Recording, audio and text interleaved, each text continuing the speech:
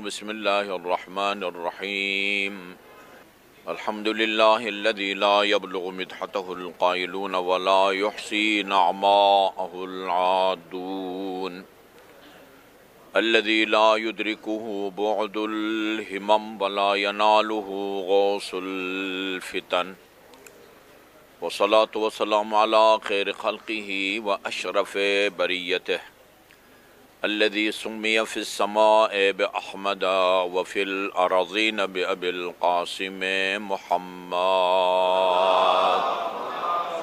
اللهم صل على محمد وعلى محمد وعلى أهل بيته الطيبين الطاهرين الذين أذهب الله عنهم الرجس وطهرهم تطهيرا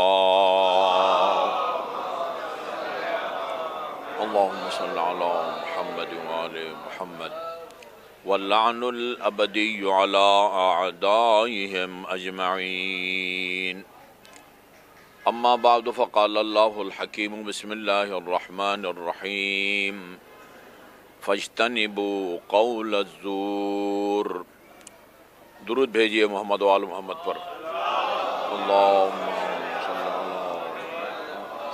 رسول اسلام صلی اللہ علیہ وآلہ وسلم کا فرمان ہے اللہم صلی اللہ محمد و آل محمد۔ ایک حقیقت ہے جس کو اللہ تعالیٰ نے اپنے کلام پاک میں بھی بیان فرمایا ہے اور محمد و آل محمد کی معتبر اور مستند روایات میں بھی اس حقیقت کو بیان کیا گیا ہے۔ مختلف عبارتوں کی مختلف روایات کی مختلف عبارتیں ہیں، لیکن مطلب ان سب روایات کا ایک ہے۔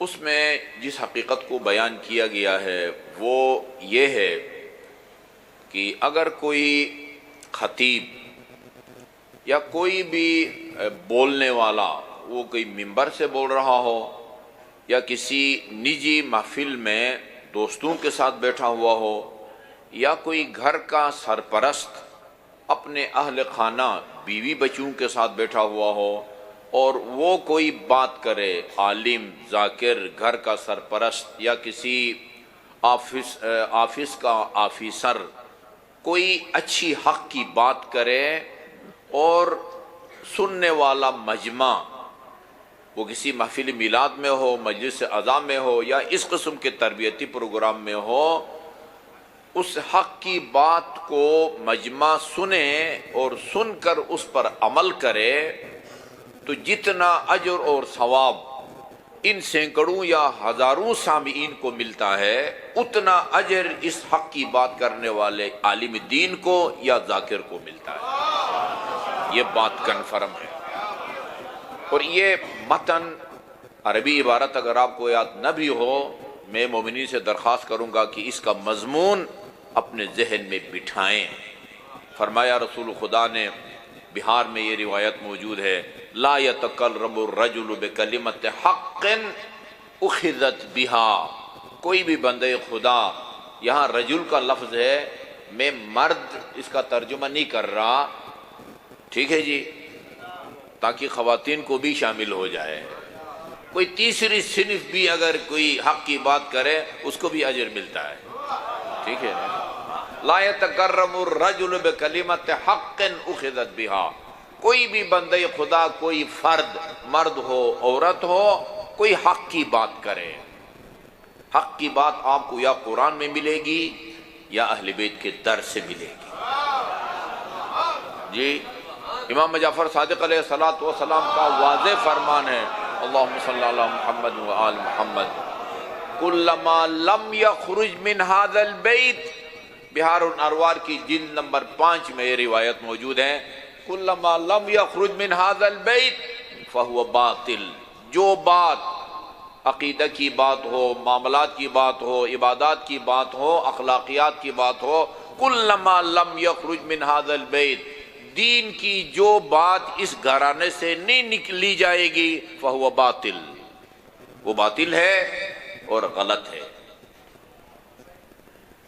لہذا جو بھی قرآن اور اہل بیت کے فرمان کی روشنی میں بات کرے کسی ممبر سے یا نجی محفل میں، اخذت بہا، اور سننے والے اس حق کی بات کو لے لیں اور لے کر اس پر عمل کرے، الا ولہ اجر من عمل بہا، اس حق کی بات کرنے والے کو اتنا ہی اجر اور ثواب ملتا ہے جتنا اجر اور ثواب اس حق کی بات پر عمل کرنے والوں کو ملتا ہے۔ میں اکثر یہ مثال دیتا ہوں، رسول خدا صلی اللہ علیہ وسلم نے فرمایا، اللہم صلی اللہ محمد و آل محمد، جو آدمی میرے نواسے کی قبر کی زیارت کرے عارفاً بحقہ، بشرطی کہ اس کے دل میں حسین کی معرفت ہو۔ حسین کی معرفت کا مطلب یہ نہیں کہ ولدیت کا پتہ ہو، علی اور بطول کا لخت جگر ہے، رسول خدا کا نواسا ہے، ابو طالب کا پوتا، نہیں۔ حسین کی معرفت کا مطلب یا علی کی معرفت کا مطلب، پنجتن کی معرفت کا مطلب یہ ہے کہ حسین کو خدا کی طرف سے منسوب، معصوم اور حجت خدا سمجھے اور اپنا دین حسین سے لے کر اس پر عمل کرنے کا اپنے آپ کو پابند سمجھے، یہ ہے حسین کی معرفت۔ اس معرفت کے ساتھ جو میرے نواسے کی قبر کی زیارت کرے گا، روایت طولانی ہے، آخری حصہ اس کا یہ بنتا ہے، اس کو ایسے 90 مقبول حج اور عمروں کا ثواب ملے گا جو رسول خدا کی قیادت میں انجام دیے گئے۔ جی مولانا ظہور خان صاحب، اللہم صلی اللہ محمد و آل محمد۔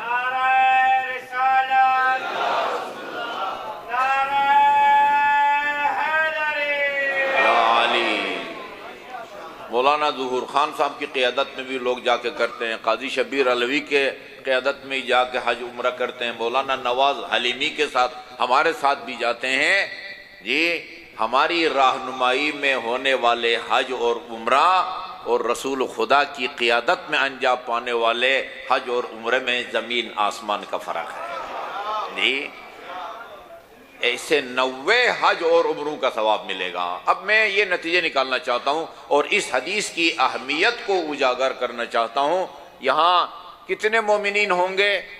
500 سے اوپر ہی ہے نا، فرض کیجئے 500 ہے۔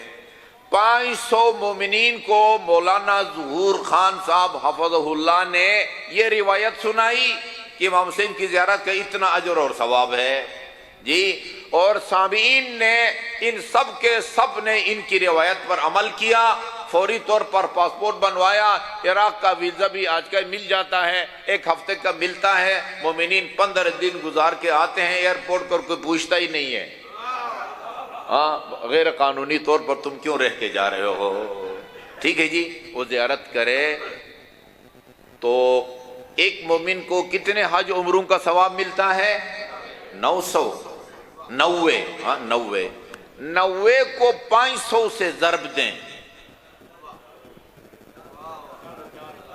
جی، جو بھی ہاں 4,500 ایک مومن کو 90 حج اور عمروں کا ثواب ملتا ہے، مولانا صاحب کو 4,500 حج اور عمروں کا ثواب ملتا ہے، اگر انہوں نے صحیح حساب لگایا ہو جی۔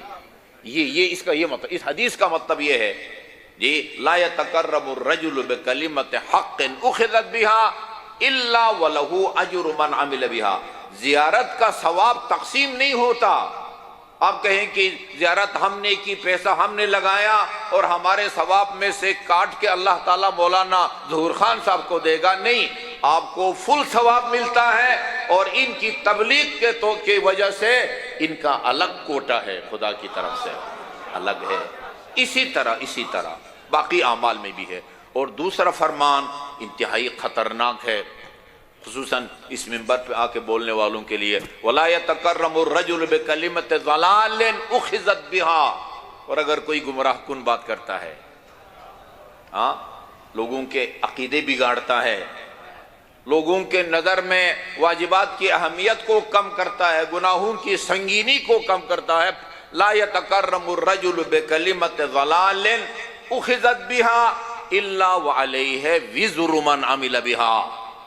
جی جتنے اس حق باطل بات پر عمل کرنے والے کو سزا ملے گی، جتنے گناہوں کا بوجھ اس غلط بات کو سن کے اور اس پر عمل کرنے والوں کے بوجھ کاندھوں پر ہوگا، اتنا ہی بوجھ اس غلط اور گمراہ کن بات کرنے والے کے کاندھوں پر بھی ہوگا۔ انتہائی خطرناک معاملہ ہے۔ لہذا معصومین کا فرمان بھی ہے۔ یہ عرض کروں کہ کسی بھی شخصیت کو اٹھانے اور شخصیت کو گرانے، جب کسی بھی سوچ، موقف یا نظریے کو اٹھانے یا اس کو گرانے میں پروپیگنڈا کا بڑا ہاتھ ہوتا ہے۔ زبان خلق کو نقار خدا سمجھو، پروپیگنڈا کے نتیجے میں جو مسلمان شیعوں کے ساتھ ایک فلیٹ میں رہتے تھے، ہمارے ایک ہیں جاننے والے ہیں، سینٹ میں وہ انگلش رپورٹر تھے، اظہر علی رضوی صاحب، انہوں نے اپنا ذاتی واقعہ سنایا۔ ایک فلیٹ میں اہل سنت کا ہمسایہ تھا، ہم ایک دوسرے کے برتن استعمال کرتے تھے، ایک دوسرے کے گھر سے کھانا کھاتے تھے، قربانی کا گوشت کھاتے تھے۔ یہ جب سے یہ پروپیگنڈا شروع ہوا اور اسلام آباد کی در و دیوار پر شیعہ کافر کے نعرے لگنا یا لکھنا شروع ہوئے، ہم نے قربانی کا جانور ذبح کیا، انہی سنی بھائیوں کے گھر اس کا گوشت بھجوایا، رواداری میں گوشت وصول کر لیا، لیکن اس کو کھایا نہیں۔ اپنے بچوں سے کہا کہ چھت پر پھینک آؤ، کوے اور چیل اس کو کھائیں گے، شیعوں کا ذبیحہ حرام ہے۔ یہ کس کا نتیجہ ہے؟ پروپیگنڈا کا۔ اچھا، کبھی پروپیگنڈا مثبت ہوتا ہے اور کبھی پروپیگنڈا منفی ہوتا ہے۔ پروپیگنڈا یعنی نشر و اشاعت، اسی لیے انجمن جب بناتے ہیں تو وہ سیکٹری نشر و اشاعت بھی کہلاتا ہے، وہی پروپیگنڈا سیکٹری بھی کہلاتا ہے۔ پروپیگنڈا کبھی اچھی بات کا ہوتا ہے، کبھی بری بات کا ہوتا ہے۔ بری بات کا پروپیگنڈا، اچھی بات کا پروپیگنڈا۔ بری بات کے پروپیگنڈے کے نتیجے میں لوگوں نے باور کر لیا تھا کہ حضرت علی نماز نہیں پڑھتے تھے، ہے نا؟ جب شہید ہوئے، پوچھنے والوں نے پوچھا کہاں شہید ہوئے؟ کسی جنگ میں شہید ہوئے، بیماری کے نتیجے میں؟ نے مسجد کوفہ کے محراب میں۔ کہا وہ مسجد کوفہ، مسجد کیا لینے گئے تھے؟ وہ تو نماز نہیں پڑھتے تھے۔ یہ منفی پروپیگنڈا ہے۔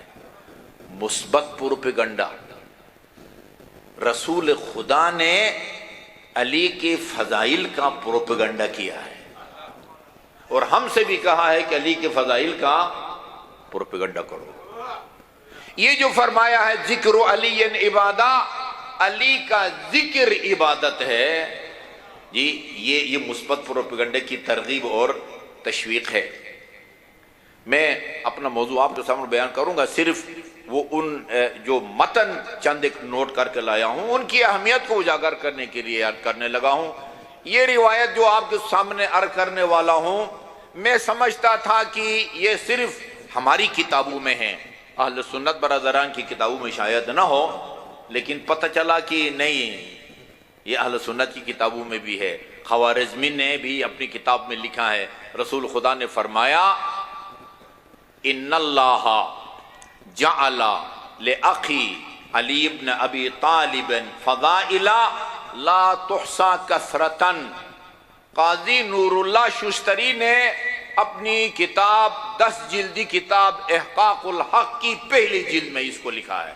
بالکل شروع میں اللہ تعالیٰ نے میرے بھائی علی کو اتنے زیادہ فضائل اور مناقب سے نوازا ہے کہ ان کو گننا یا شمار کرنا یہ بشر کے بس سے باہر ہے۔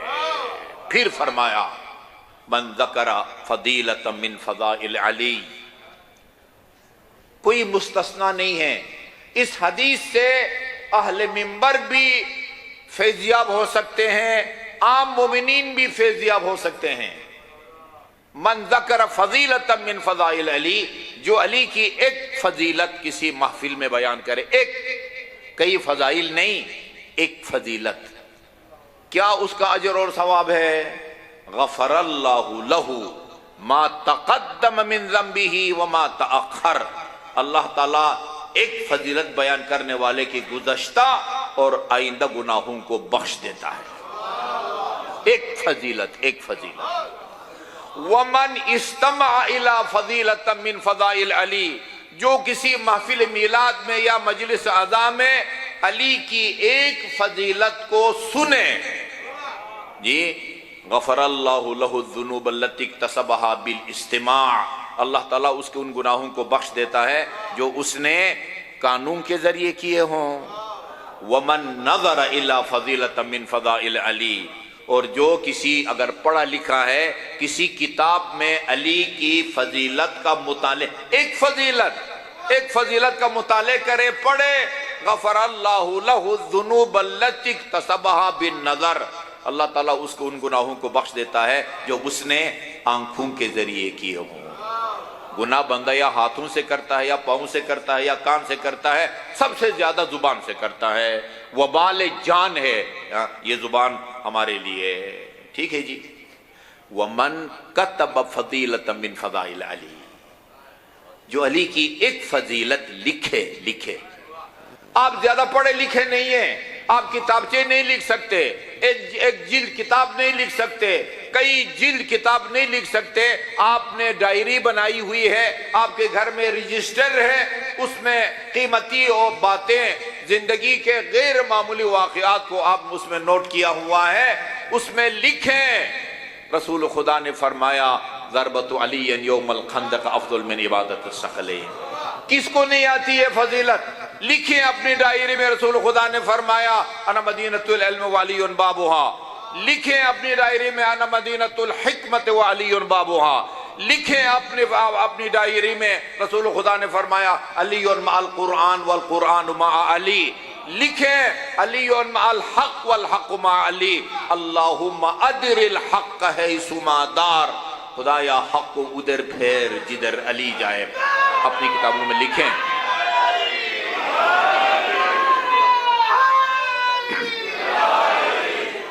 کیا فائدہ ہوگا اس کا؟ صلی اللہ محمد وعلی محمد یا رسول اللہ.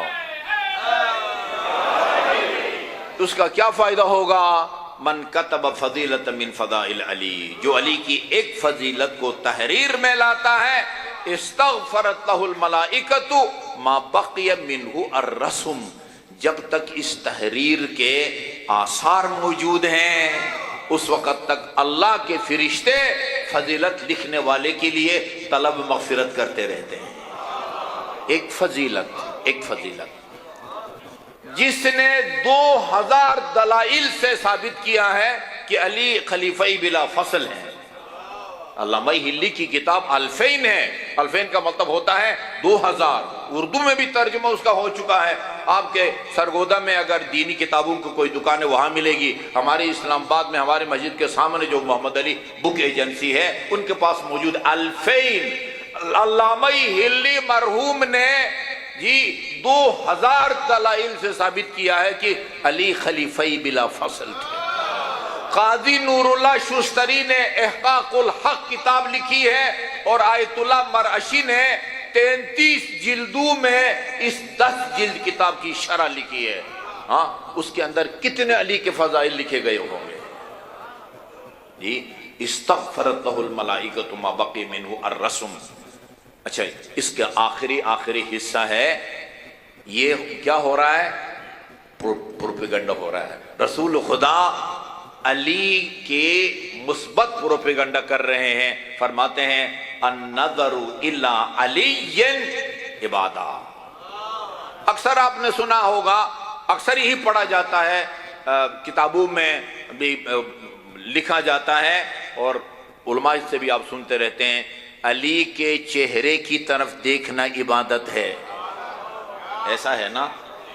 اسی لیے ام المومنین اپنے بابا سے فرماتی تھی کہ آپ علی کی چہرے پر اپنی نظروں کو مرکوز کر کے دیکھتے رہتے ہیں، ہٹاتے نہیں ہیں. ایسا لگتا ہے جیسا آپ نے علی کو پہچانا نہیں اور پہچاننے کی کوشش کر رہے ہیں.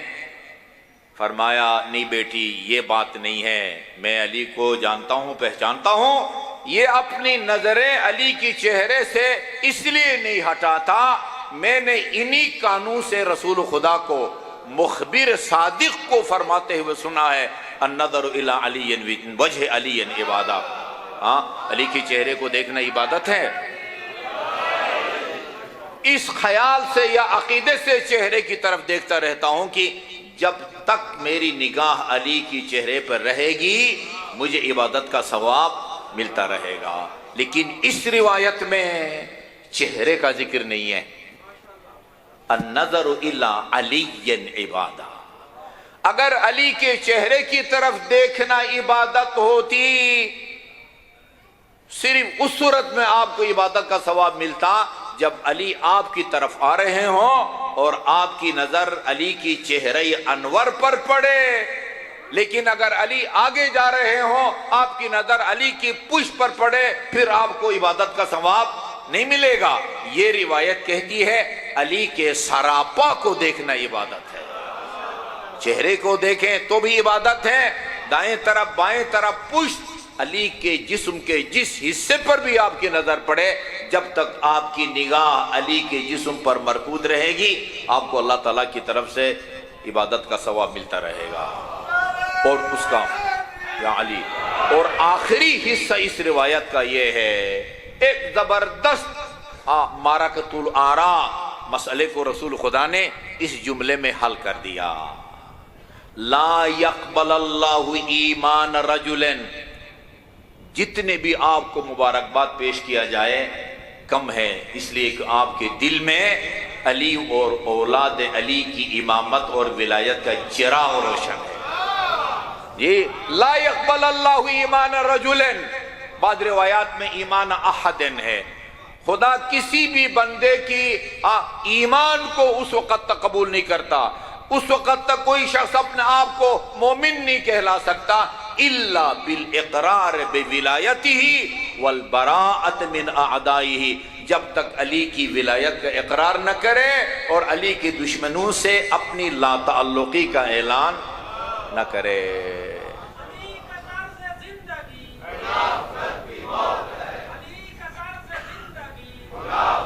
موت ہے۔ اللہم صلی علی محمد وعلی محمد۔ یہ بعض اوقات دو لفظ ہوتے ہیں، دونوں کا مطلب ایک ہوتا ہے، لیکن ایک لفظ جو ہے وہ چبھنے والا ہوتا ہے، دوسرا چبھنے والا نہیں ہوتا، ٹھیک ہے نا؟ اگر ہم کہتے ہیں تبرا، یہ بڑا حساس بن گیا ہے۔ اگر تبرا کا مطلب کیا ہوتا ہے؟ فلان پر تبرا، فلان سے تبرا، یعنی لا تعلقی کا اعلان۔ لا تعلقی کا اعلان یہ اتنا چبھنے والا نہیں ہے۔ تبرا، اچھا جی، کسی کو آپ کہیں فلان ملعون ہے، ملعون کا مطلب کیا ہوتا ہے؟ جو خدا کی رحمت سے دور ہو۔ فلان خدا کی رحمت سے دور ہے، وہ اتنا چبھنے والا جملہ نہیں ہے جتنا ملعون چبھنے والا ہے۔ لا يقبل اللہ ایمانا، تبرہ کا مطلب کیا ہوتا؟ لا تعلقی کا اعلان ہے، بھئی علی کی دشمنوں سے ہمارا دور کا بھی واسطہ نہیں ہے۔ یہ کوئی اتنا چبھنے والا جملہ، ہر مسلمان کو ایسا ہی ہونا چاہیے کہ علی کی دشمنوں سے اس کا دور کا بھی تعلق نہیں ہونا چاہیے۔ اللہ تعالیٰ اس بندے کے ایمان کو قبول نہیں فرماتا جب تک وہ علی کی ولایت کا اقرار نہ کرے اور اس کی دشمنوں سے اپنے لا تعلقی کا اعلان نہ کرے۔ پروپیگنڈا عرض کرنے کا مقصد یہ ہے کہ زمانہ اس بات کا متقاضی ہے کہ آپ زیادہ سے زیادہ اہل بیت کی شان کو بیان کریں، اہل بیت کے اقوال کو بیان کریں، زیادہ کوشش یہ کریں کہ خود بھی مختلف محفلوں میں اہل بیت کے اقوال کو بیان کریں، جس کو پڑھنے کے لیے بلاتے ہیں، ذاکر ہو، عالم دین ہو، علامہ، اس کی خدمت میں بھی ہاتھ جوڑ کے عرض کریں خدا را اپنا ذاتی تبصرہ کم سنائے، ہمیں براہ راست علی اور اولاد علی کا مستند کلام سنائیں، نجات اسی میں ہے۔ علی اور اولاد علی کا مستند کلام، یہ نہیں کہ ایسی الٹی سیدھی باتیں۔ مسجد کوفہ میں کھڑے ہو کے میرے مولا نے فرمایا ہاں بارش میں برساتا ہوں، نبیوں کو میں بھیجتا ہوں، ہاں وہ پتہ نہیں فصلوں کو بھی میں اگاتا ہوں، جو کام سورہ واقعہ میں اللہ تعالیٰ نے فرمایا یہ کام بھی میں نے کیا ہے، یہ کام بھی میں نے کیا ہے، یہ کام میں یہ بندے خدا مسجد کوفہ میں حضرت علی کی طرف منسوب کرتے ہیں۔ الزام ہے علی علیہ السلام پر۔ رمضان مبارک میں اگر یہ بات کہی جائے نا، حضرت علی نے فرمائے انبیاء کو میں بھیجتا ہوں، اسی وقت اس کا روزہ ٹوٹ جائے گا۔ جس طرح کھانے پینے سے روزہ ٹوٹ جاتا ہے، اسی طرح خدا رسول امام کی طرف کسی بات کو غلط منسوب کرے بندے کا روزہ ٹوٹ جاتا ہے۔ گزشتہ زمانے میں بھی، رسول کے زمانے میں بھی، رسول کے بعد بھی، اور آج بھی علی اور اہل بیت کے فضائل کو چھپانے کی کوشش کی جا رہی ہے۔ ہمارا کام ہے کہ علی اور اولاد علی کے مستند فضائل کو بیان کریں۔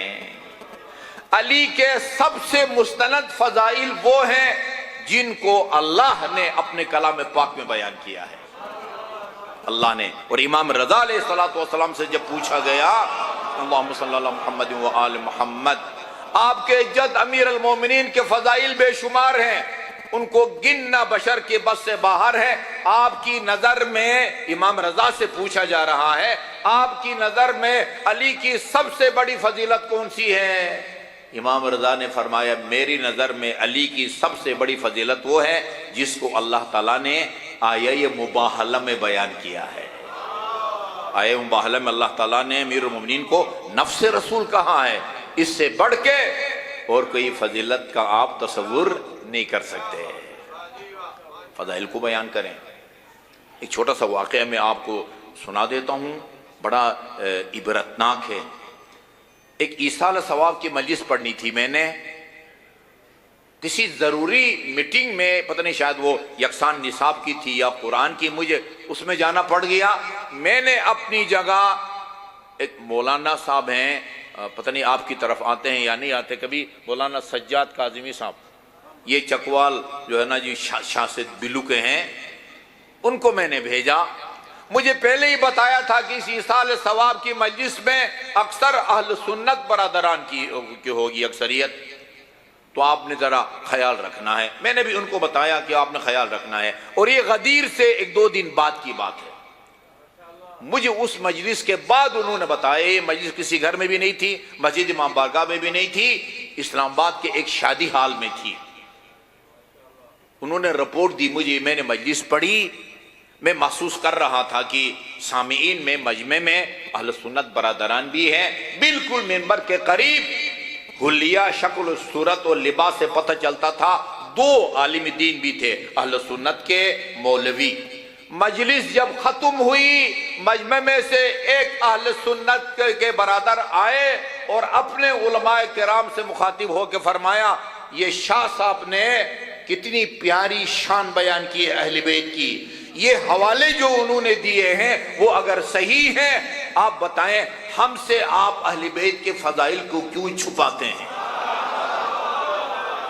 ایک اہل سنت اپنے مولوی سے کہتا ہے بھائی انہوں نے حوالے دیے ہیں ہماری کتابوں کے، آپ کیوں چھپاتے ہیں؟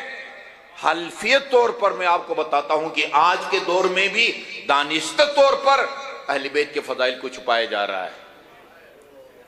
وہ ایک قرآن کا ترجمہ تیار ہوا ہے تمام مکاتب فکر کے لیے قابل قبول، سورہ آل عمران کی کے ترجمے کے ذیل میں جنگ احد کا ذکر تھا، جنگ احد کا، جنگ احد میں پورے جنگ احد کے واقعے میں علی علیہ السلام کا نام و نشان نہیں تھا۔ پہلی زیادتی کی ہے اس فاؤنڈیشن نے جس نے کتاب تیار کی ہے، پھر یہ کتاب 1 مہینہ ہمارے پاس رہی، کمیٹی ہے، اس میں دیوبندی کی نمائندگی ہے، اہل حدیث کی نمائندگی ہے، بریلوی کی ہے، شیعوں کی ہے۔ ایک کتاب ہمارے پاس رہی، ہم سے کہا گیا تھا کہ 1 مہینہ آپ اس کتاب کو مطالعہ کریں، اس میں کوئی غلطی ہو، آپ کے عقائد سے، آپ کے فقہی احکام سے کوئی بات متصادم ہو تو اس کی نشاندہی کریں۔ چھاپنے والے نے بھی کتاب کو چھاپا، جنگ احد میں علی کا نام حذف کر دیا، اور یہ بریلوی، اہل حدیث اور دیوبندی جی ان کے پاس ایک مہینہ کتاب رہی، کوئی متوجہ نہیں ہوتا کہ علی کا نام کیوں نہیں ہے۔ ایک صرف شیعہ نمائندہ متوجہ ہوتا ہے کہ علی کا نام کیوں نہیں ہے۔ اور جب میں نے پھر حوالوں کے ساتھ جب ان کو یہ بتایا، یہ دیکھو بھائی جنگ احد خدا نے قرآن میں ذکر کیا ہے جی، لکھا، اچھا اس میں لکھا ہوا تھا کہ جو لوگ گھبرا کے رسول خدا کو تنہا چھوڑ کے چلے گئے تھے، سورہ آل عمران میں اللہ تعالیٰ نے 3 دفعہ ان کی بخشش کا ذکر کیا ہے۔ کا لفظ احترام میں نہیں لکھا تھا، تنہا چھوڑ کے چلے گئے تھے، اللہ تعالیٰ نے 3 دفعہ ان کی بخشش کا اعلان کیا ہے۔ میں نے کہا جو چلے گئے تھے ان کی بخشش کا اعلان آپ نے بیان کر دیا ہے، لیکن جو آخر وقت تک ثابت قدم رہا،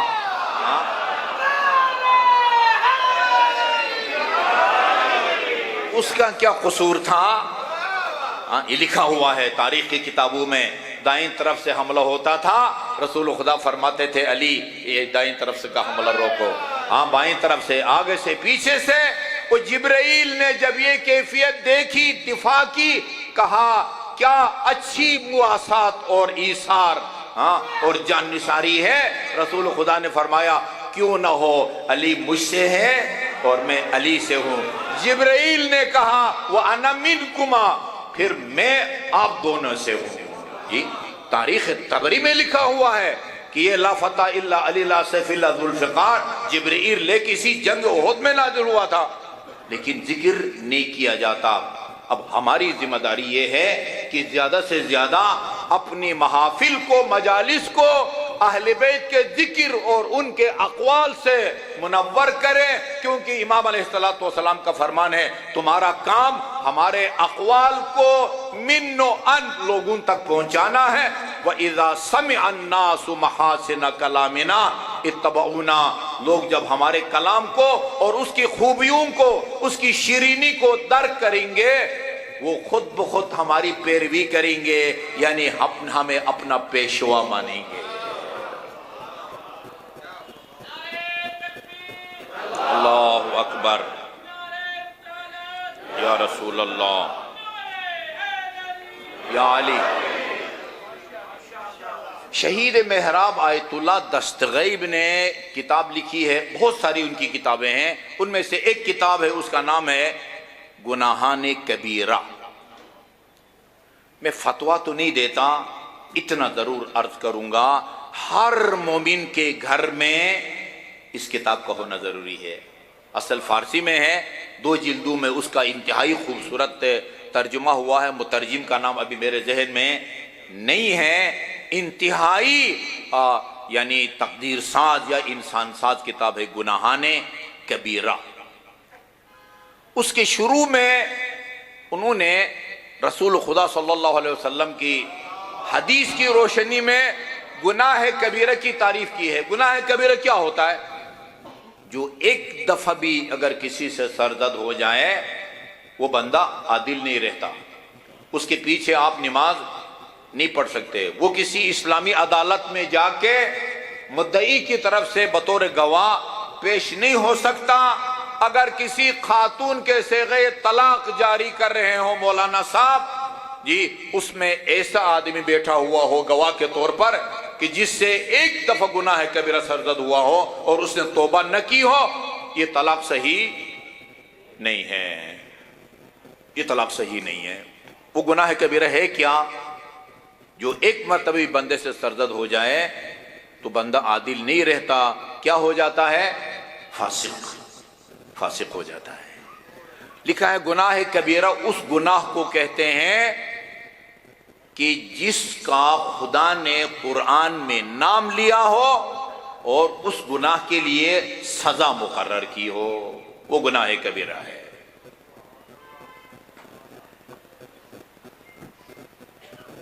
امام جعفر صادق علیہ الصلوۃ والسلام کے سامنے اللہم صلی اللہ محمد وآل محمد عمر ابن عبید آیا اور قرآن کی ایک آیت کی تلاوت شروع کر دی. فرمایا قرآن کی آیت یہ تھی ان تجتنبوا کبائر ما تنہون عنہ والفواحش، اور رک گیا. آیت یہاں پر ختم نہیں ہوتی، یہ نامکمل ہے آیت، اس سے کوئی مطلب سمجھ میں نہیں آتا. ان الذین، وہ لوگ جو گناہ کبیرہ، گناہان کبیرہ اور فحاشی سے پرہیز کرتے ہیں. یہ جملہ مکمل ہے؟ نہیں ہے. کیا ہو گیا ان کو کیا انعام ملے گا، ان کو کیا صلہ ملے گا؟ ابھی جملہ نامکمل ہے، وہ رک جاتا ہے. امام علیہ السلام نے فرمایا ما اسکتکا، کیوں رک گئے ہو بھائی؟ آیے کریمہ کو تم نے مکمل کیوں نہیں کیا؟ کہا مولا میں اس وقت تک آگے نہیں بڑھوں گا جب تک آپ کی زبان مبارک سے اور قرآن کی روشنی میں گناہان کبیرہ کو نہ سمجھوں کہ گناہان کبیرہ کون کون سے ہیں. امام علیہ السلام نے کچھ گناہان کبیرہ کو بیان کیا ہے. فرمایا اکبر الکبائر، جو گناہان کبیرہ ہیں ان کی شدت بھی آپس میں برابر نہیں ہے. کسی میں شدت سنگینی زیادہ ہے اور کسی میں سنگینی کم ہے. فرمایا اکبر الکبائر الشرک باللہ، گناہوں میں، گناہان کبیرہ میں سب سے بڑا گناہ کسی کو خدا کا شریک ٹھہرانا ہے. جی، خدا کے لیے اعضاء کا قائل ہونا شرک کے زمرے میں آتا ہے ہمارے عقیدے کے مطابق. خدا کے ساتھ کسی کو خالقیت میں، رازقیت میں، ربوبیت میں، عبادت میں، تدبیر کائنات میں کسی کو شریک قرار دینا شرک کے زمرے میں آتا ہے. یہ عقیدہ رکھنا کہ خدا کا ہماری طرح ہاتھ ہیں، یہ عقیدہ رکھنا کہ فلان رات کو فلان سواری کے اوپر سوار ہو کے اللہ تعالیٰ آتا ہے اور لوگوں میں اعلان کرتا ہے بھئی میں آ گیا ہوں عرش سے، حل من تائب، اگر کوئی توبہ کرنے والا ہو تو میں اس کو توبہ قبول کرنے کے لیے تیار ہوں. یہ غلط ہے، شرک کے زمرے میں آتا ہے. اللہ کا بدن نہیں ہے، وہ کسی سواری پر سوار نہیں ہوتا، نہ اس میں حرکت ہے نہ اس میں سکون ہے. الشرک باللہ، سب سے بڑا شرک یہ ہے. پھر امام نے شرک کے گناہ کبیرہ ہونے کی دلیل کے طور پر قرآن کی آیت کی تلاوت کی. من یشرک باللہ قد حرم اللہ علیہ الجنہ وماواہ النار، جو کسی کو خدا کا شریک ٹھہرائے، خدا کے علاوہ کسی اور کی عبادت کرے، خدا کے علاوہ کسی اور کو خالق، رازق، رب، مدبر کائنات جانے، وہ جنت کو اللہ نے اس کے لیے حرام قرار دیا ہے. وَمَأْوَاهُ النَّارُ، اس کا ٹھکانہ جہنم ہے. دوسرا عجیب ہے، آپ کو بظاہر جو دوسرے نمبر پر جس گناہ کا امام نے ذکر کیا ہے اس کی سنگینی کا آپ کو بادی النظر میں ابتدائی طور پر اندازہ نہیں ہوگا، لیکن اگر تھوڑا سا تجزیہ کیا جائے پھر آپ کو اندازہ ہوگا کہ دوسرے نمبر پر آپ نے اس گناہ کو کیوں بیان کیا ہے. دوسرے نمبر پر کیا ہے؟ سب سے بڑا گناہ ہے کبیرہ، شرک کرنا. دوسرا الیأس من روح اللہ، اللہ کی رحمت سے مایوس ہونا. اسی کتاب گناہ کبیرہ کے اندر پڑھیں، مرحوم دستغیب نے لکھا ہے. روایت بہت طولانی ہے، اس کا خلاصہ عرض کرتا ہوں. ایک شخص کہتا ہے میں ایک خلفائی بنی عباس کے کسی آفیسر کے ہیں یا کوئی گورنر، اس کے گھر گیا رمضان المبارک میں. وہ دوپہر کا کھانا کھا رہا تھا، مجھے بھی اس نے دعوت دی رمضان المبارک میں. میں نے کہا بھئی الحمدللہ میں نہ سفر میں ہوں نہ بیمار ہوں، میں روزے سے ہوں، آپ بھی سفر میں بھی نہیں ہیں اور وہ بیمار بھی نہیں ہے، کیوں روزہ نہیں رکھا آپ نے؟ کہا مجھ سے ایسا گناہ سرزد ہو گیا ہے جس کے بعد میں یہ سمجھتا ہوں کہ مجھے میری نمازیں، میرے روزے، میری اور عبادات کوئی کام نہیں دیں گی، نہ کسی گناہ سے بچنے کا مجھے کوئی فائدہ ملے گا۔ بآواز بلند درود بھیجیے محمد وآل محمد پر۔ اللہم صلی علی محمد وآل محمد۔ اللہ اکبر یا رسول اللہ۔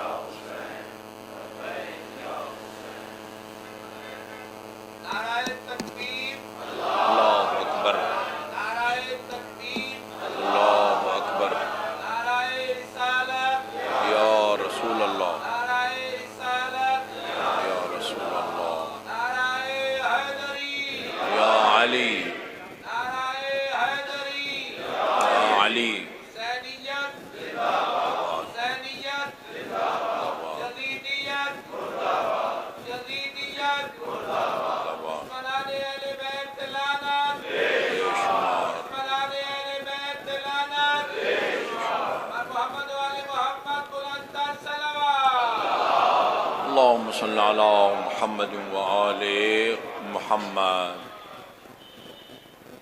اچھا، پوچھا کہ آپ سفر میں بھی نہیں ہیں، بیمار بھی نہیں ہیں، روزے سے کیوں نہیں ہیں؟ کہا مجھ سے ایسا گناہ سرزد ہو گیا ہے جس کے بعد میں یہ سمجھتا ہوں کہ یہ میری عبادات کا مجھے کوئی فائدہ نہیں ملے گا، نہ کسی حرام کام سے بچنے کا مجھے کوئی فائدہ ہوگا۔ وہ کون سا گناہ کیا ہے؟ کہا میں نے حاکم وقت یا خلیفہ وقت کے حکم سے 60 اولاد فاطمہ کا اس کے سر قلم کیے ہیں۔ 60 تفصیل موجود ہے، تفصیل۔ وہ ایک گھر کے وسط میں درمیان میں کنواں بنا ہوا تھا، اور ایک ایک جیل میں سے، حجروں میں سے نکال کے ایک ایک اولاد رسول کا سر قلم کر کے اس کنویں کے اندر پھینکتا جاتا تھا۔ 60 اولاد رسول کو، اولاد فاطمہ کو قتل کرنے کے بعد اور ان کو تحقیق کرنے کے بعد میں سمجھتا ہوں کہ میں رمضان مبارک کے روزے رکھوں نہ رکھوں کوئی فرق نہیں پڑے گا۔ یہ راوی کہتا ہے میں نے یہی بات جا کے امام جعفر صادق علیہ السلام کی خدمت میں بیان کی۔ اللہم صلی علی محمد وآل محمد۔ فرمایا یہ بندہ اللہ کی رحمت سے مایوس ہے۔ اللہ کی رحمت سے مایوس ہونا ایسا سنگین گناہ ہے کہ جتنا سنگین گناہ اتنے افراد کو قتل کرنا بھی اتنا سنگین نہیں ہے۔ اتنے افراد کا قتل، اتنا افراد کا قتل ہے، لیکن اللہ کی رحمت سے مایوس ہونا بہت سارے گناہوں کو جنم لیتا ہے، اور بے گناہوں کو بھی قتل کرے گا۔ میں نے جب جانا ہی جہنم ہے، جہنم کنفرم میں نے جانا ہے، قتل سے بھی دریغ نہیں کرے گا، وہ شراب خوری سے بھی دریغ نہیں کرے گا، زنا سے بھی دریغ نہیں کرے گا، ہر غلط کام کرے گا اور ہر واجب کو ترک کرے گا، اس لیے کہ وہ اللہ تعالیٰ کی رحمت سے مایوس ہے۔ اس کے بعد ایک اور گناہ کبیرہ کو بیان کیا ہے جو اس کے مقابلے کا ہے، اپنے آپ کو اللہ کے غضب سے، اس کے مکر اور تدبیر سے مکمل طور پر محفوظ تصور کرنا۔ کہتے ہیں کچھ نہیں ہوتا، اللہ کریم ہے، بہت کچھ ہوتا ہے بھائی، بہت کچھ ہوتا ہے۔ اپنے آپ کو اللہ کی رحمت سے مایوس سمجھنا بھی گناہ کبیرہ ہے، اور اللہ کے غضب، مکر اور اس کی تدبیر سے بھی اپنے آپ کو محفوظ سمجھنا گناہان کبیرہ ہے۔ بہت سارے گناہان کبیرہ کو بیان کیا ہے، ان میں سے ایک قرآن اور اہل بیت کے مستند اقوال کی روشنی میں جس گناہ کبیرہ کو ثابت کیا ہے انہوں نے، وہ غنا ہے۔ غنا، گانا، گانا گانا اور گانا سننا۔ جس طرح غیبت کرنا بھی گناہ کبیرہ ہے اور غیبت سننا بھی گناہ کبیرہ ہے، بلکہ بعض روایات میں نے پڑھا ہے غیبت کرنے سے زیادہ گناہ غیبت سننے کا ہے، 70 گناہ اس کا جو ہے نا وہ گناہ زیادہ ہے غیبت سننے کا غیبت کرنے کے مقابلے میں۔ خود سننا بذات خود گناہ ہے، اس کے علاوہ خاموشی سے سننا، بلکہ غیبت کرنے والے کی حوصلہ افزائی کرنا یہ گناہ میں تشویق اور اس کی حوصلہ افزائی کا باعث بنتا ہے۔ لہذا گانا بھی حرام ہے اور گانا سننا بھی حرام ہے۔ الحمدللہ تو کہنا نہیں چاہیے، لیکن کسی سے یہ حقیقت پوشیدہ نہیں ہے۔ مجھے آپ کے سامنے لغت کی کتابوں کی روشنی میں، تفاسیر کی روشنی میں، روایات کی روشنی میں وہ غنا گانے کی تعریف کرنے کی ضرورت نہیں ہے۔ ہم بے نیاز ہیں، سب کو پتہ ہے کہ گانا کسے کہتے ہیں، گانا کسے کہتے ہیں۔ گانا جائز نہیں ہے، حرام ہے۔ میں ایک دو روایتیں نوٹ کر کے لایا ہوں، آپ کی خدمت میں عرض کرتا ہوں۔ بآواز بلند درود بھیجیے محمد وآل محمد پر، صلی اللہ علیہ محمد وآل محمد۔ ایک قرآن کی آیت ہے، وَمِنَ النَّاسِ مَن يَشْرِي اللَّهْوَ الْحَدِيثِ، لوگوں میں سے کچھ ایسے ہیں جو بیہودہ گفتگو کو خریدتے ہیں، بیہودہ گفتگو کے خریدار ہیں۔ لِيَضِلَّ عَن سَبِيلِ اللَّهِ بِغَيْرِ عِلْمٍ، اور لا علمی میں وہ اللہ کے بندوں کو وہ گمراہ کرتے ہیں اس بیہودہ گفتگو کے ذریعے۔ وَيَتَّخِذُهَا هُزُوًا، اور اللہ کے راستے کا مذاق اڑاتے ہیں۔ اولئک لہم عذاب مہین، ایسے لوگوں کے لیے شرمناک رسوا کن عذاب ہے۔ امام جعفر صادق علیہ السلام نے فرمایا، اللہم صلی اللہ محمد وآل محمد، اس آیے کریمہ میں لہو الحدیث، بیہودہ گفتگو کا مطلب غنا ہے، یعنی گانا ہے۔ گانا سننا حرام، گانا حرام، جی گانا بنانا حرام، اور گانا گا کے معاوضہ وصول کرنا حرام، اور معاوضہ دینا حرام، یہ سارے کے سارے حرام ہیں۔ اجتنبوا کثیرا من الظن وقول الزور، قول الزور، زور لفظی ترجمہ اس کا جھوٹ ہے۔ کئی روایات میں نوٹ کر کے لایا ہوں جس میں معصوم نے فرمایا ہے، ایک امام محمد علی النقی علیہ السلام کی ہے، دو تین روایتیں امام جعفر صادق علیہ السلام کی ہے۔ اس میں فرماتے ہیں کہ قول زور سے مراد عام جھوٹ نہیں ہے، قول زور سے مراد گانا ہے، گانا سننا اور گانا گانا اور گانا بنانا۔ یہ بعض گناہ ایسے ہوتے ہیں، نیکیاں بھی، بعض نیکیاں، اکثر نیکیاں ایسی ہوتی ہیں جہاں اس نیکی کا آپ کو روز قیامت اجر اور ثواب ملتا ہے، اس دنیا میں بھی آپ کو اس کے فائدے ملتے ہیں۔ مثلا رزق روزی میں اضافہ ہوتا ہے، آپ کو لمبی عمر مل جاتی ہے اس نیکی کے نتیجے میں، جیسے صلہ رحیم ہے، صلہ رحیم کے نتیجے میں اللہ تعالیٰ آپ کے رزق روزی میں اضافہ بھی فرماتا ہے اور آپ کے عمر کو بھی دراز فرماتا ہے صلہ رحیم کے نتیجے میں۔ اس کے مقابلے میں جو قطع رحیم ہے اس کے نتیجے میں وہ انسان کو مالی نقصان بھی ہوتا ہے، عمر کم ہو جاتی ہے۔ 3 سال اگر عمر رہ گئی ہے صلہ رحیم کے نتیجے میں وہ 30 سال میں تبدیل ہو جاتی ہے۔ 30 سال اگر عمر باقی ہے زندگی، قطع رحیم کے نتیجے میں وہ صرف 3 سال رہ جاتی ہے۔ یہ مستند روایات کا مضمون ہے جی۔ اسی طرح برائی کا دنیا میں نقصان الگ ہے اور آخرت کا نقصان، آخرت کا عذاب الگ ہے۔ گانا جہاں آخرت میں اس کا گناہ ہے، دنیا میں اس کی جو سزا ملتی ہے وہ یہ ہے۔ فرمایا امام علیہ السلام نے، بیت الغنا، جس گھر میں گانا گایا جاتا ہو، جس گھر میں گانا گایا جاتا ہو، لا یؤمن فیہ الفجیعہ، وہ ناگہانی آفات اور حادثات سے محفوظ نہیں ہے۔ پہلے مرحلے میں ہمیں ائمہ معصومین کے ان اقوال پر باور کرنے کی ضرورت ہے۔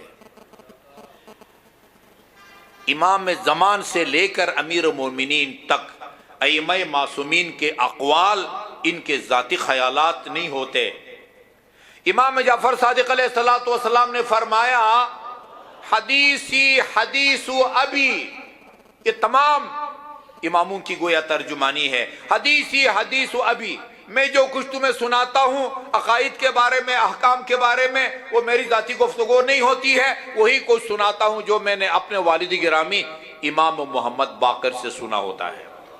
وہ حدیث ابی حدیث جدی، اور میرے بابا امام محمد باقر کے اقوال وہی ہوتے ہیں جو انہوں نے میرے جد امام زین العابدین علیہ الصلوۃ والسلام سے سنے ہوتے ہیں۔ وہ حدیث جدی حدیث الحسین، وہ حدیث الحسین حدیث علی، وہ حدیث علی حدیث رسول اللہ، وہ حدیث رسول اللہ ہے قول جبرائیل، وہ قول جبرائیل قول الباری، اللہ فرماتا ہے جبرائیل کو بتاتا ہے، جبرائیل رسول کو، رسول علی کو، یہ سلسلہ ہے۔ ان کا کلام بشرطی کی اس کا کلام معصوم ہونا ثابت ہو، وہ کئی واسطوں سے اللہ کا قول ہوتا ہے، وہ امام کا ذاتی خیال نہیں ہوتا۔ فرمایا بیت الغنا، جس گھر میں گانا گایا جا رہا ہو، لا یؤمن فیہ الفجیعہ، فجیعہ ناگہانی آفات، گھر کو آگ لگ گئی، چھت گر گئی، جی وہ پتہ نہیں کوئی شارٹ ہو گیا بجلی کا، زلزلہ آ گیا، طوفان، ان کو ناگہانی آفات کہا جاتا ہے۔ وہ کبھی بھی ناگہانی آفات سے محفوظ نہیں ہوتا۔ وَلَا تُسْتَجَابُ دَعْوَتُهُ، اس گھر کے بسنے اور رہنے والوں کی دعا کبھی قبول نہیں ہوتی ہے۔ لا يدخل فیہ الملک، اس گھر میں فرشتے بھی قدم نہیں رکھتے جس گھر میں گانا گایا جاتا ہو۔ آپ نے سنا اور پڑھا ہوگا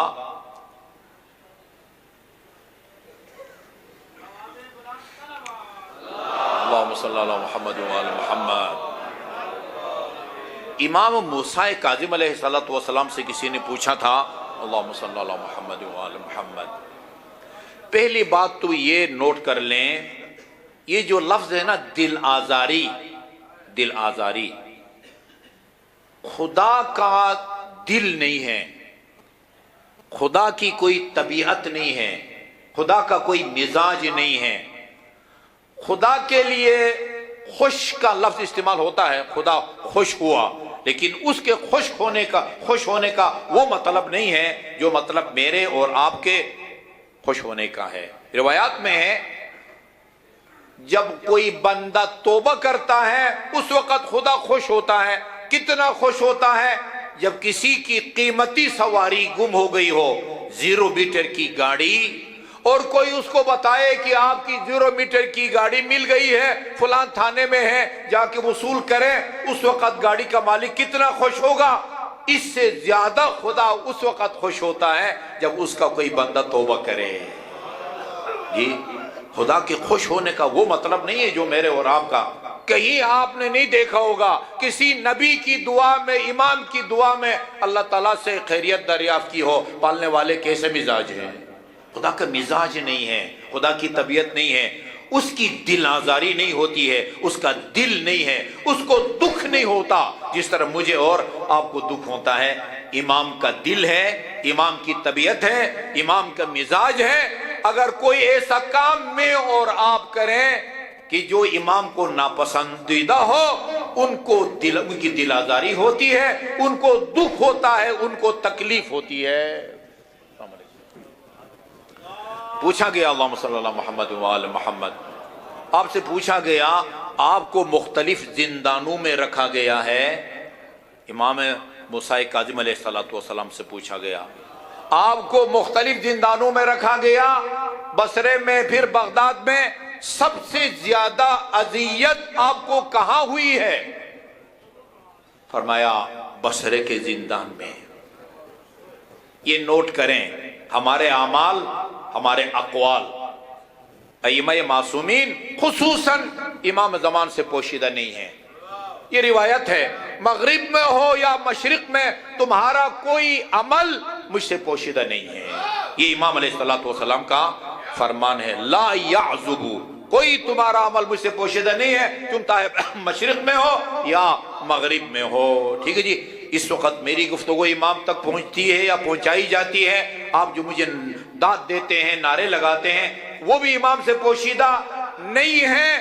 فرمایا آپ سے عرض کیا گیا کہ ہم نے تو سنا یہ ہے کہ سندھ ابن شاہق کے زندان میں آپ کو زیادہ اذیت دی گئی ہے، اور آپ بصرے کا نام لے رہے۔ فرمایا سندھ ابن شاہق کے زندان میں مجھے جسمانی طور پر اذیت دی گئی ہے، وہ میرے لیے قابل برداشت تھی تکلیف، لیکن بصرے میں جہاں مجھے رکھا گیا تھا، میرے ہمسائے کے گھر سے ہر وقت گانے کی آواز آتی تھی، اس سے مجھے جتنی اذیت ہوئی سندھ ابن شاہق کے زندان میں مجھے اتنی اذیت نہیں ہوئی۔ آپ کی گاڑی سے، آپ کے گھر سے اگر گانے کی آواز بلند ہوتی ہے، ہاں وہ امام کے نوٹس میں ہے، امام کی دل آزاری ہوتی ہے۔ اللہ تعالی ہمیں ائمہ معصومین کی دل آزاری سے، دکھ پہنچانے سے بچنے کی توفیق عطا فرمائے۔ اور آخر میں علماء کا یہ فتویٰ بھی آپ کی خدمت میں عرض کر دوں، اسی علامہ شہید محراب نے بھی لکھا ہے، مختلف علماء کے حوالوں سے امام خمینی کی عبارت ابھی بھی مجھے یاد ہے، وہ فرماتے ہیں کہ گانے کی طرز پر قرآن کی تلاوت، گانے کی طرز پر قصیدہ، گانے کی طرز پر مرثیہ، گانے کی طرز پر نعت۔ میرے بچے چھوٹے تھے، انہوں نے مجھے کہا کہ ابو جی ہمیں ایک نعتوں کی کتاب لا کے دیں۔ میں نے ایک چھوٹی سی نعتوں کی کتاب ان کو لا کے دی، میں نے اس کو کھول کے پڑھا، وہ جہاں پہلا مصرع لکھا ہوا تھا اس مصرع کے آگے وہ انڈین گانے کا وہ مصرع بھی لکھا ہوا تھا جس کے طرز پر یہ نعت بنائی گئی ہے۔ ہاں، اور یہ جو گانے کے طرز پر قصیدے پڑھتے ہیں ان کو پتہ ہے کہ یہ کس گانے کے طرز پر ہے، بے عین ہی ایسا لگ رہا ہے جیسا کہ فلان گویہ جو ہے وہ گانا گا رہا ہے۔ گانے کے طرز پر قرآن کی تلاوت، گانے کے طرز پر مرثیہ، گانے کے طرز پر قصیدہ، گانے کے طرز پر نعت خوانی، فقہا فرماتے ہیں اس کا گناہ خود گانے سے زیادہ ہے، خود گانے سے، کیونکہ جہاں آپ کو گانے کا گناہ ملتا ہے وہاں قرآن کی توہین، رسول خدا کی توہین اور اہل بیت اطہار علیہ السلام کی توہین ہے۔ ان کے بابرکت ذکر کو تم نے گانے کے اس ناپاک طرز میں ڈھالیا ہے، یہ خود دوسرا گناہ ہے، ڈبل گناہ ہے جی۔ گانے کے طرز پر قصیدہ، مرثیہ، قرآن پڑھنا بھی گناہ جی، سننا بھی گناہ، اور اس کو معاوضہ دینا بھی، گانے کے طرز پر گفتگو یا گانے کا معاوضہ دینا بھی حرام ہے۔ اللہ تعالی ہم سب کو ان گناہوں سے پرہیز کی توفیق عطا فرمائے۔ میرے خیال میں مصائب کا وقت نہیں بچا، حافظ صاحب نقوی صاحب تشریف لے آئے ہیں، میں اسی دعا کے ساتھ کہ اللہ تعالی ہمیں روح تشیع کو سمجھنے اور اس کو دنیا والوں کے سامنے، خصوصاً اس سوشل میڈیا کے زمانے میں صحیح خط و خال کے ساتھ پہنچانے کی توفیق عطا فرمائے۔